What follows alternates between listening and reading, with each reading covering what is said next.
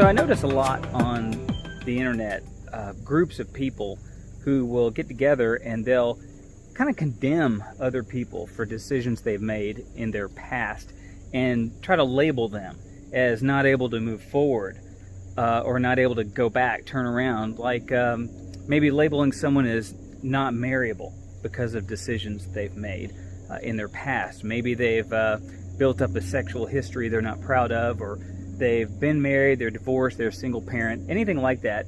And you'll see a lot of other people out there saying, well, see, this person, just avoid them because they're not marryable. And that really bothers me when I see people do that, kind of pigeonhole somebody into a place where there's just no hope for return. What do you think of that? Yeah, that is really sad. I mean, we've all done things in our past we wish we could do differently, but none of us want to be held back because of that, or unable to move forward, or just stuck on this wrong road. We've all done things that we wish we had done differently. And I think sometimes when I hear these groups of people condemning others, they make an assumption that the person knew all along what they were doing. That they say, well, they purposefully did that, fully well planning later on to try to trick someone into marrying them anyway. Yeah, but that can't be true. I mean, we always will do things, especially when we're younger. Yes. And maybe we should be able to see the consequences down the road, but we just don't. That's we're right. in the middle of that moment and we're just not even thinking about the future. Right. And I think, so that really bothers me. And the second thing that really bugs me about it is there's a little bit of bigotry going on. And what I mean by that is we're surrounded in our culture by these messages that just lure us in to do things that are going to harm us. Say, come, join us, do this, do this, do this. But then once we do, then many of the same people will turn around and point their fingers and say, oh, you did that. Now we can't touch you. Yeah, there's certainly a double standard out there. Yeah, so what we want to do is talk about the hope of turning around. And there's kind of two aspects of it. The first is that you can. Any person can stop and turn around at any time.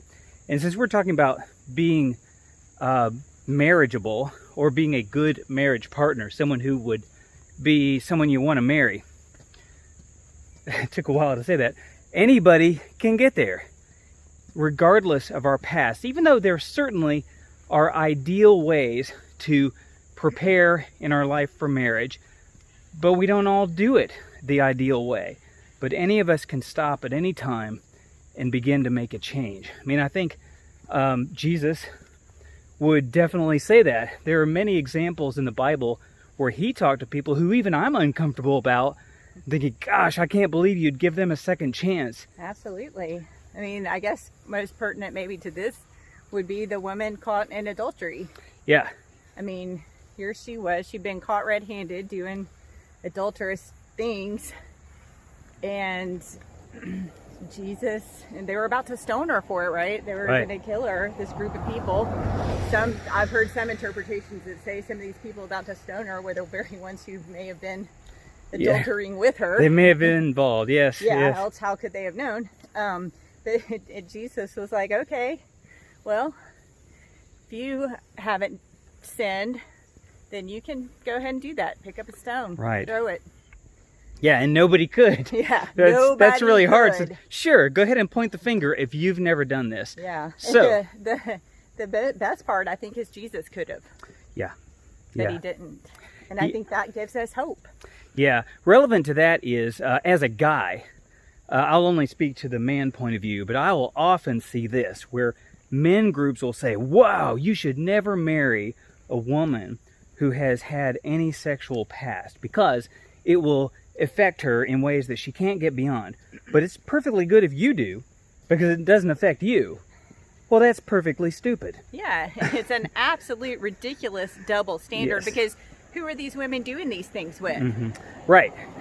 Well, what they're saying is that I men know. can do it, and it doesn't change their mindsets. And there's But lots of still, studies. They're the ones doing it to these women, therefore Right. rendering them unmarriable. Yes, that's right. And that's kind of the point, is they are involved in making this happen. and yet then will turn around and say, wow, that's a bad person. So kind of that's all the background. Let's go past that and just say you and I are in one of these spots where we want to turn around. And we can see that there's messages out there that says it's too late for you, you can't do that. But we need some hope. Well, we want to give you hope. One is you can do it. Anybody can stop and turn and go back and begin to make changes in their life. But let me talk about the challenge to that. We also must do just what I said. We must turn around. A lot of times what we want to do is just skip over to the side and say, whoa, I'm going down this path. Let's go left. It's not working for me. Like there's if we dogs go straight coming right out. now, it's not going to work for us. Oh, yeah. Dogs I don't know if you can see this. I may not be pointing the right way, but that path is not going to work for us. So we're going to go to the left. I'm going down this one path that's not working for me. Let's just use the sexual history one. I've built up a history I'm not proud of, but I'm just going to jump left. I'm just going to marry someone right now, and that'll fix it. Well, unfortunately, it won't fix it because we've brought experiences with us that we do need to take the time to deal with. And that is true. I mean, what those people say, that you do build up history that affects you. But the thing that isn't true is it's similar. relevant to men and to women. Yeah. It may look different for each of them, but it affects them both in not positive ways. And you can't get to the right path by continuing down the wrong path. And you can't fix it just because you stop doing it and say, okay, now I'm going to get married, and it'll all make it magically disappear and we'll all be good. Right. We can't do that. We have to stop and go back to a place we were before and begin to rebuild. Maybe a good way to think of this is to look at other areas in our life where we do this, and we can see that it's really obvious that we do have to go back. Example is a trip that we took canoeing a long time ago to a place called the Boundary Waters. We have a lot of stories probably we could tell about us having to turn around and go back, but yeah, true. One great one is, yes, our canoe trip. We're had our map out. We knew exactly where we were going to go. We'd had a guide tell us exactly our route that we needed to take. So we're paddling along. And this is a multiple day trip, right? I mean, yeah, it's they drop you off in the middle of nowhere, and they pick you up. We have to meet them like 30 miles down the way, and 3-4 days later, I don't remember. Yeah, and it was nothing but woods and lakes, and so no people around. So it's a real outdoors kind of adventure. Yes. So we're going along. Yes, no one around, and we had our destination to get to. I think this is the first night. Your first night. First night. We had our destination. And so we're going along, and like we're on a kind of a river, and we're heading to this lake, and somehow or we saw it cut through. Like there was another river off. Yeah, and we thought, oh yeah, this looks like the right one. Right. So we're paddling, and the river's getting like narrower and narrower. Yeah. And there's like reeds and grass growing up in it, and and this isn't after 100 yards. This is miles. Yeah, we're going down. Getting later and later in the day. Yeah, and it's not looking good for us to be able to get to a lake where our campsite for the night is supposed to be. Right. We have a place we're trying to get to, and we're going down this path, and we're not getting there. And I'm starting to get worried because it's getting dark. I don't know if it's exactly getting dark, but it definitely was getting later in the day. The day wasn't getting any younger, and we didn't seem to be getting any closer to where we needed to be. It was at least dusk. I mean, in my mind, I'm envisioning it's midnight, the monsters are coming out, we got to turn around. Okay, in my mind, we were perfectly fine, but we did need to get somewhere eventually. Yeah, so at some point, we decided we're going to have to do what we don't want to do. We're just going to have to turn around and go back all these miles to get back to where we were, or else we're not going to get anywhere good. Yeah, and it stunk out loud because we weren't expert canoers in the first place, so this was taking us a lot of effort to get where we needed to go. And turning a canoe around wasn't super easy. I think we had to kind of pull it over to the side and step out so we could physically turn the whole thing around. We step out, and both of us go like up to our knees. Yeah, I lost a boot. Mud. Yeah. He lost one of his boots. We're having to dig it out because, we only had one pair of boots, and we're like dumping mud out of our shoes. So it wasn't an easy decision to turn around. We were going to lose time. It was going to be, a big deal. But we realized we could be hopelessly lost in the middle of nowhere if we didn't turn around and try to find the right path. Right. So I just had a bug in my eye while she was saying that. Sometimes she puts a bug in my ear, but I had a bug in my eye. So challenges of being outdoors. Hopefully you didn't miss the message. All right, so that's a good example. Wasn't winking at you, by the way. No, I might have been. I experienced this in college one time where I decided I was going to be an electrical engineer because I thought it'd be really cool to help make ships, like Navy ships and things. I wasn't particularly great at math. So I get a class in, I'm halfway through the semester and realizing, okay, I'm treading water in this class. And what I mean by that is I'm staying up all night doing my homework and doing double experiences and things just to try to get a B.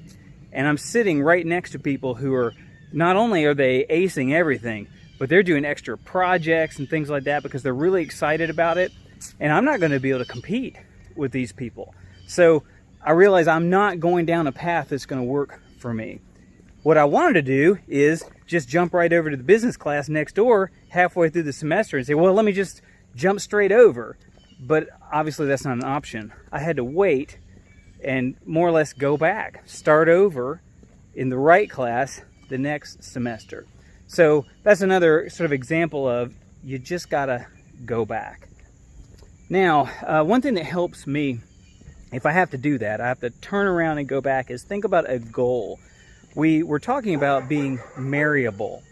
So if we're in a place where we've done some things, we've made some decisions that have hurt us in our life and have not put us in a place that we really feel like we would be able to have a good, stable marriage, then what would help us? What's a goal to look for, to shoot for, to say, how do I know when I'm ready? I think the number one thing, probably the most critical attribute of a marriage partner is not how much money they have, not how, I don't know. Good thing since we were both broke when we got married. We were both broke, yeah. Not whether they have a six-pack or not. I mean, it's fine if they do, but if they don't, it's fine. It's, do they have the ability to commit to something beyond their day-to-day feelings? And by that I mean, when you stand at an altar, you make a promise to do certain things. To what? What do you promise? Love, honor, cherish. What else? In sickness and in health, till death do us part. Those are traditional marriage vows. Yeah. Forsake all others for this person. You make a promise to do that. And the reason it's a promise is because, and I think a lot of people don't think of this, you won't always feel like it. That's why you make it a promise. You're going to have difficult days. You're going to have difficult seasons. But you promise to do it because that's what committed love is. And you're committing your love to another person. So I think a good goal would be, I am able to make such a promise. I am able to commit to a person and say, I'm in this forever. When you feel like you can say that, or you know that you can say that, then you're ready. You have appropriately turned around from whatever it is that was in your past, and you are now a good marriage partner. It doesn't really matter what anybody else thinks then. If you can say that to yourself, then you know that you are a person who would be a great marriage partner. Someone would be lucky to have you. And at that point, it doesn't really matter what was in the past, because it really is in the past. I think that's probably the best way to say that. Yeah. It's not so much what's in your past as is it really in your past. That's true. I mean, it has to really be in the past. It has to be left behind. When you turn around, you're leaving those things behind. You know, when we turned around on our canoe trip, we left that little river that was narrowing down into nothingness behind. Yeah. And we got back in the channel and we went back to where we'd gone wrong, to where we'd taken the wrong path, and then we turned onto the correct path. So don't believe it if someone tells you you are always stuck where you are right now. You can turn around, but you must do the work of turning around and going back. That's what we had to say about turning around. We hope this was useful to you. If you have any questions about what we talked about today, let us know. You can write us or comment below, and we'll be happy to exchange thoughts and ideas with you.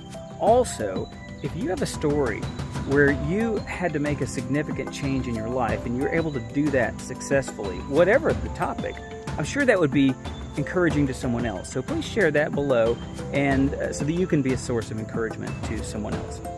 All right, let's be for one another. You can do it, we can help.